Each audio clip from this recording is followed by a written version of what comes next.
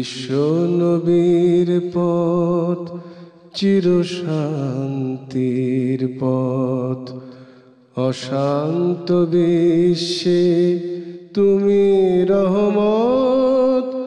এসো তাই মেধা মননে জেনে নে। আসসালামু আলাইকুম ওয়া রাহমাতুল্লাহি ওয়া বারাকাতুহু। আলহামদুলিল্লাহি রাব্বিল আলামিন ওয়াসসালাতু ওয়াসসালামু আলা আবদিল্লাহি ওয়া রাসূলিহি নবিয়িনা মুহাম্মদ ওয়া আলা আলিহি ওয়া সাহবিহি ওয়া মান তাবিআহুম বিইহসানিন ইলা ইয়াউমিদ্দিন, আম্মা বা'দ। সুপ্রিয় দর্শক শ্রোতা, শুরুতে আপনাদের জানাচ্ছি শুভেচ্ছা, স্বাগতম জানাচ্ছি, বিশেষভাবে আমন্ত্রণ এনটিভির ধারাবাহিক প্রোগ্রাম জুমাবারের প্রোগ্রামের দারসুল হাদিস, যা আমরা রিয়াদুস সালেহিন গ্রন্থ থেকে ধারাবাহিকভাবে হাদিসের দর্স দিয়ে থাকি। সুপ্রিয় দর্শক শ্রোতা, আমরা জানি ইসলাম মানব জীবনের একমাত্র জীবন আদর্শ, জীবন বিধান, তা হচ্ছে ইসলাম। একদিকে যেমন মানুষের জীবন পরিচালনার জন্য বৈষয়িক যা কিছু প্রয়োজন সবই নির্দেশনা দিয়েছে ইসলাম। শুধু চলাফেরা, খাওয়া দাওয়া, ওঠা বসা, লেনদেন নয়, আচার আচরণের বিষয়গুলিও ইসলাম কতই না সুন্দরভাবে নির্দেশনা দিয়েছে। কেনই বা দিবে না? পৃথিবীর বুকে যারা এই ইসলামকে ছড়িয়ে দিয়েছেন, যুগে যুগে তারাই ছিলেন শ্রেষ্ঠ আদর্শের ধারক বাহক। তাদের মাঝে সর্বশেষ নবী হিসাবে, আমাদের প্রিয় নবী হিসাবে, রাসূল হিসাবে প্রেরিত হয়েছেন মুহাম্মদ সাল্লাল্লাহু আলাইহি ওয়াসাল্লাম। আল্লাহ রাব্বুল আলামিন তার ক্ষেত্রে সত্যায়ন করলেন, ওয়া ইন্নাকা লাআলা খুলুকিন আযীম, হে নবী, তুমি মহান আদর্শের ধারক বাহক। সুবহানাল্লাহ। সুপ্রিয় দর্শক শ্রোতা, সেই নবী মুহাম্মদ সাল্লাল্লাহু আলাইহি ওয়াসাল্লাম ব্যক্তি হিসাবে শুধু নয়, জীবনের প্রতিটি ক্ষেত্রে তিনি রেখে গেছেন আমাদের জন্য উত্তম আদর্শ। এজন্যই আল্লাহ সুবহানাহু ওয়া তাআলা তিনি আমাদেরকে নির্দেশ করেছেন, লাকাদ কানা লাকুম ফি রাসূলিল্লাহি উসওয়াতুন হাসানাহ, তোমাদের জন্য রয়েছে রাসূলুল্লাহর মাঝে উত্তম আদর্শ। সুপ্রিয় দর্শক শ্রোতা, আপনি একজন অভিভাবক হিসাবে উত্তম আদর্শ তা পাবেন নবী মুহাম্মদ সাল্লাল্লাহু আলাইহি ওয়াসাল্লামের মাঝে। আপনি পাবেন মানুষ হিসাবে যে সমস্ত বৈশিষ্ট্য থাকা দরকার, যা হলে মানুষের মানবতা ফুটে ওঠে, মানবতা প্রকাশ পায়, সব কিছুই নবী মুহাম্মদ সাল্লাল্লাহু আলাইহি ওয়াসাল্লামের মাঝে। সেই নবী মুহাম্মদ সাল্লাল্লাহু আলাইহি ওয়াসাল্লাম মানুষের আদর্শ, স্বভাব, চরিত্র সুন্দর করার ক্ষেত্রে যে বিষয়গুলি আমাদেরকে বিশেষভাবে গুরুত্ব দিয়ে বলেছেন, সেগুলির মধ্যে একটি হচ্ছে লজ্জাশীলতা। তাই আজকের আমরা যে দার্স নিব হাদিস থেকে, রিয়াদুস সালেহিন থেকে ধারাবাহিক আমরা যে দার্স নিয়ে থাকি, আজকের আমাদের আলোচ্য বিষয় হলো লজ্জাশীলতা ও লজ্জাশীলতার মর্যাদা। সত্যি লজ্জাশীলতা এমন একটি গুণ, এমন একটি স্বভাব, এমন একটি আচরণ যার তুলনা হয় না। আমরা সকলেই কথায় কথায় কারো মাঝে অনিয়ম দেখলে, খারাপ দেখলে বলে ফেলি, মানুষটা বেহায়া, মানুষটা লজ্জাহীন, মানুষটার লাজ শরম কিছুই নেই। কেন বলি এগুলি? এ কথাগুলি তখন বলি যখন বাস্তবে তার মাঝে লজ্জাশীলতার স্বভাবটি থাকে না। আর লজ্জাশীলতা এমন একটি স্বভাব, এমন হাদিসে এসেছে, বলা হয়েছে সকল নবীদের এই কথা এটা, ইন লাম তাস্তাহি ফাসনা মা শিত, যদি তোমার মাঝে লজ্জা শরম না থাকে, যা মন চায় তুমি করতে পারো। এর অর্থ, একজন মানুষের যদি লজ্জা, হায়া, শরম কিছু না থাকে, তাহলে সে খুন খারাপিও করতে পারে, যত রকমের অশ্লীলতা, নোংরা কর্মকাণ্ডেও জড়িয়ে যেতে পারে। যত রকমের আদর্শহীন কর্মকাণ্ড সব কিছুই তার দ্বারা হতে পারে।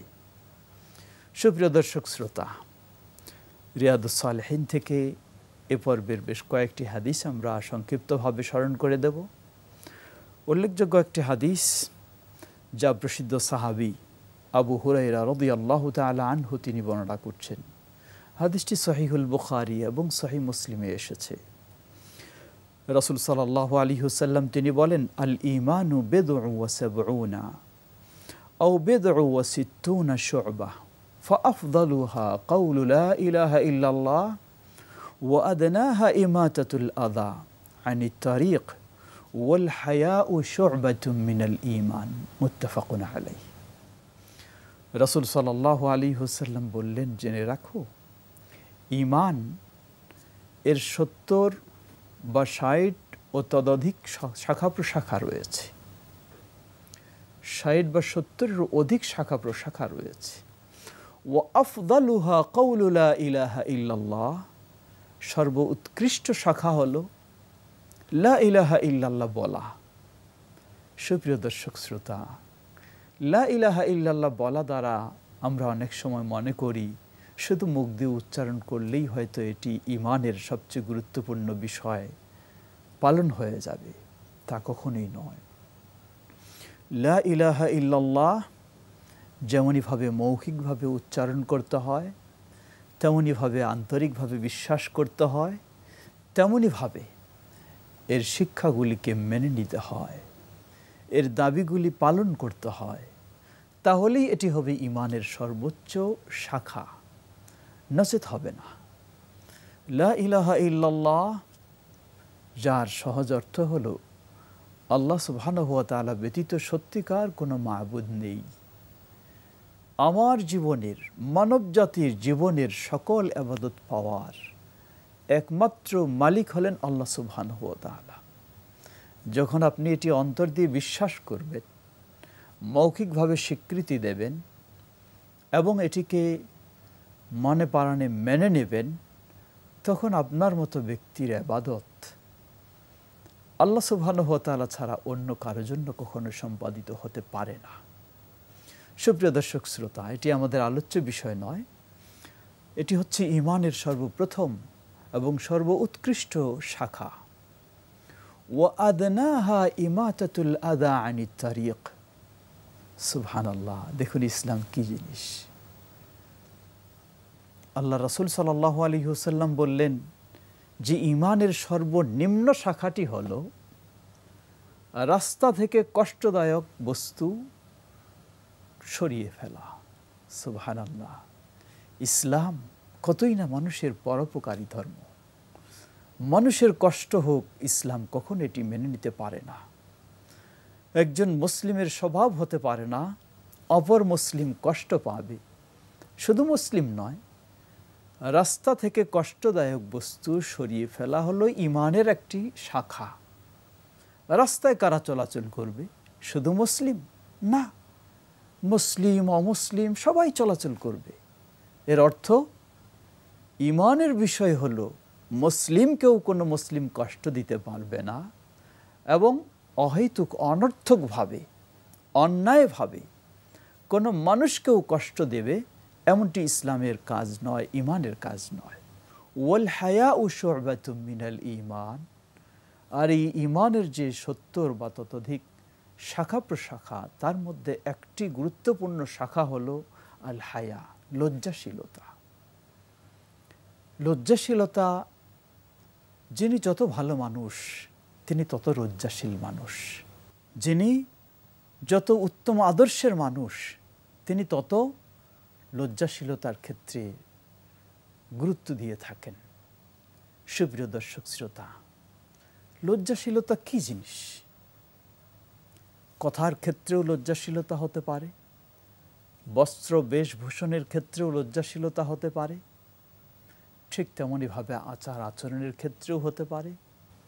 রাস্তাঘাটে চলতে ফিরতে দেখবেন অনেক মানুষ যেখানে সেখানে দাঁড়িয়ে মলমূত্র ত্যাগ করছে।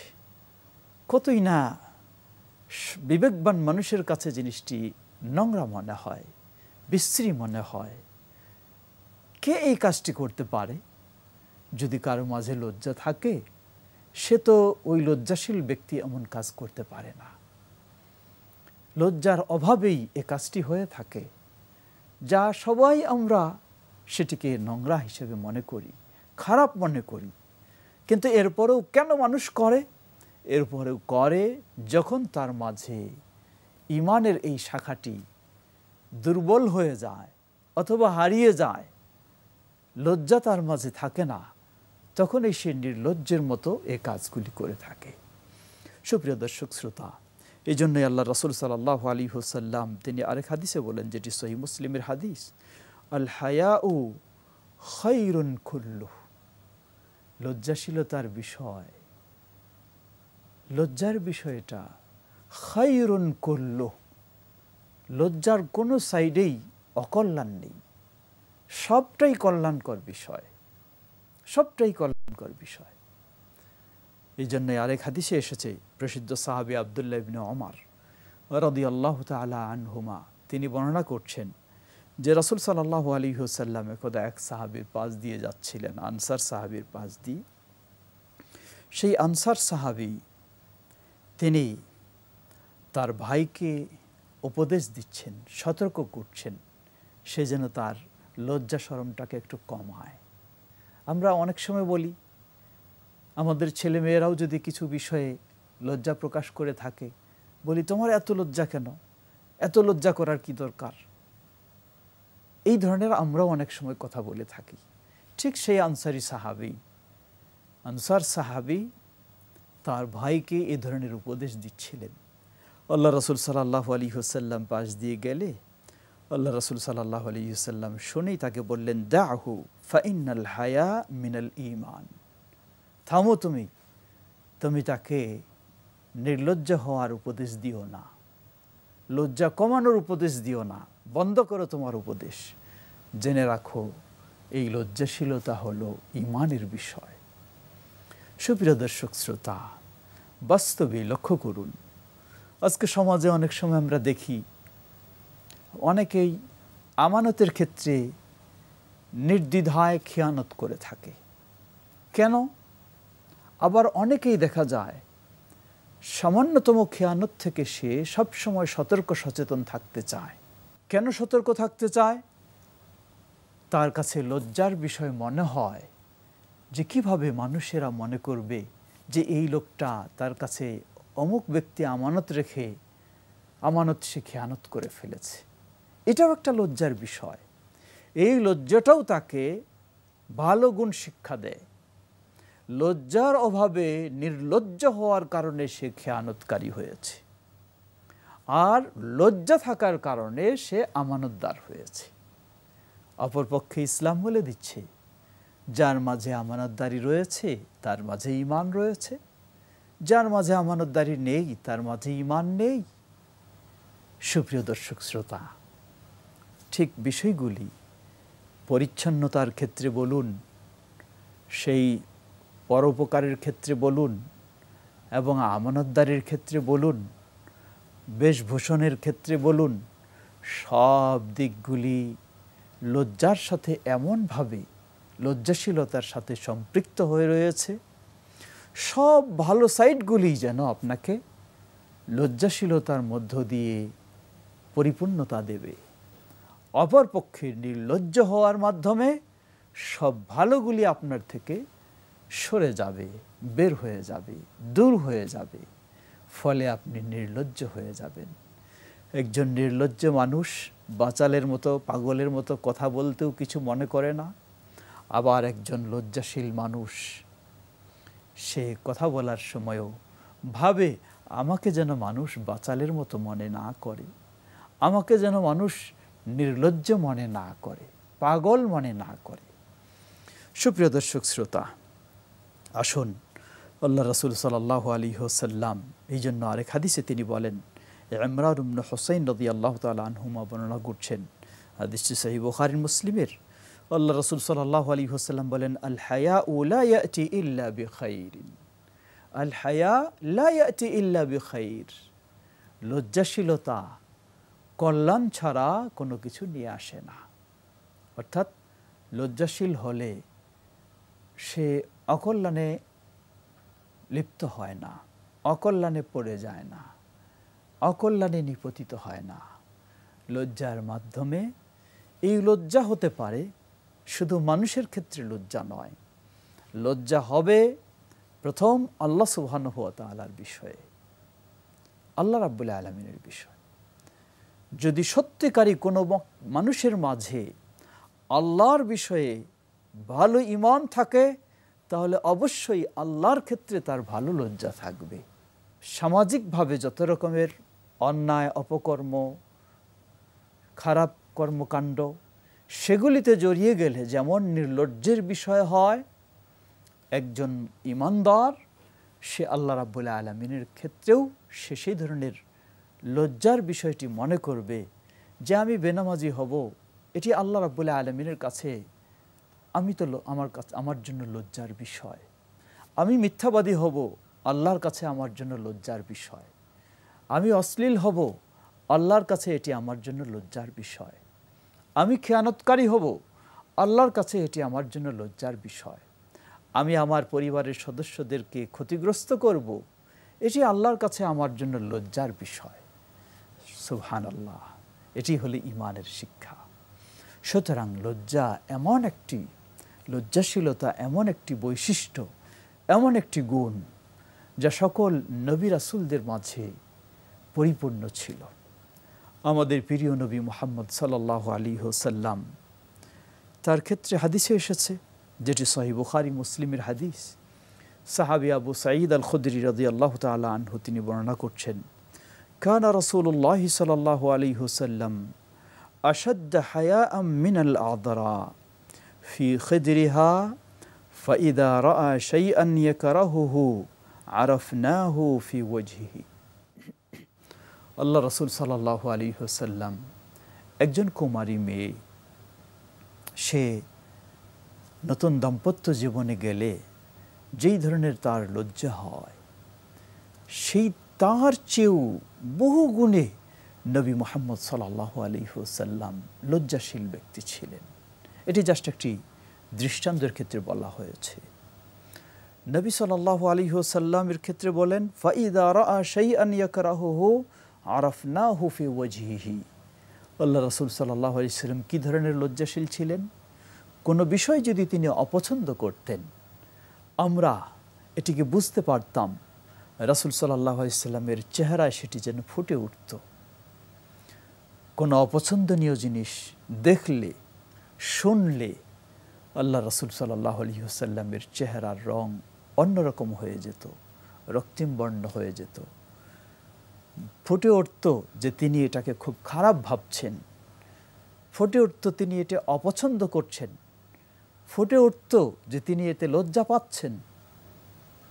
সুপ্রিয় দর্শক শ্রোতা, নবী সাল্লাল্লাহু আলাইহি ওয়াসাল্লাম এর সেই আদর্শই শিক্ষা গ্রহণ করেছেন সাহাবাই কেরাম। লক্ষ্য করুন, একটি সহিহ হাদিসে এসেছে, নবী সাল্লাল্লাহু আলাইহি ওয়াসাল্লাম একদিন ঘরে বসে আছেন। সেই ঘরে প্রবেশ করলেন আবু বকর রাদিয়াল্লাহু তাআলা আনহু। নবী সাল্লাল্লাহু আলাইহি ওয়াসাল্লামের কাপড়, পরনের লুঙ্গি নিচের দিক থেকে একটু উঠানো ছিল। আবু বকর রাদিয়াল্লাহু আনহু প্রবেশ করলে তিনি এভাবেই রাখলেন, কিছু ঢেকে নিলেন না। ওমর রাদিয়াল্লাহু আনহু প্রবেশ করলেন, অনুমতি চাইলেন, প্রবেশ করলেন, সেভাবেই থাকলেন। এরপর যখন ওসমান রাদিয়াল্লাহু আনহু প্রবেশ করার অনুমতি চাইলেন, আল্লাহ রাসূল সাল্লাল্লাহু আলাইহি ওয়াসাল্লাম ওই উন্মুক্ত জায়গাটুকু ঢেকে ফেললেন। ঢেকে ফেললে তারপর ওসমান রাদিয়াল্লাহু আনহু প্রবেশ করলেন। রাসূল সাল্লাল্লাহু আলাইহি ওয়াসাল্লামকে জিজ্ঞাসা করা হলো যে আবু বকর রাদিয়াল্লাহু আনহু প্রবেশ করলেন, তবু আপনি সেই অংশ ঢাকলেন না। ওমর রাদিয়াল্লাহু আনহু প্রবেশ করলেন, তবু ঢাকলেন না, কিন্তু ওসমান রাদিয়াল্লাহু আনহু প্রবেশ করতে চাইলে ঢাকলেন। আল্লাহ রাসূল সাল্লাল্লাহু আলাইহি ওয়াসাল্লাম বললেন, কিভাবে আমি ওসমানের কাছে বা ওসমানের সামনে লজ্জা করব না, যার কাছে ফেরেশতারা লজ্জা করে। সুবহানাল্লাহ। ওসমান রাদিয়াল্লাহু আনহু তুলনামূলক অন্যান্য সাহাবীর চেয়ে এক্ষেত্রে আরও বেশি গুরুত্ব দিতেন। সুপ্রিয় দর্শক শ্রোতা, আমরা আলোচনার শেষের দিকে এসে গেছি। আপনাদের সকলকে স্মরণ করে দিতে চাই, রিয়াদুস সালেহীন এমন একটি সুন্দর হাদিসের গ্রন্থ ইমাম নওয়াবী রাহিমাহুল্লাহর, যেখানে আদর্শগত বিষয়গুলি, বিভিন্ন কালচারের বিষয়গুলি, শিষ্টাচারের বিষয়গুলি এবং বিভিন্ন মর্যাদাপূর্ণ বিষয়গুলি এ সংক্রান্ত যে সহজ সুন্দর সুন্দর হাদিসগুলি রয়েছে, ইমাম নওয়াবী রাহিমাহুল্লাহ রিয়াদুস সালেহীন গ্রন্থে সেই হাদিসগুলি সংকলন করেছেন, যা পর্যাপ্ত পরিমাণে বাংলা ভাষায় অনুবাদ পাওয়া যায়, ইংরেজিতে অনুবাদ পাওয়া যায় এবং বিশেষ করে অনলাইনে অ্যান্ড্রয়েড সেটেও পাওয়া যায়, সব ক্ষেত্রেও পাওয়া যায়।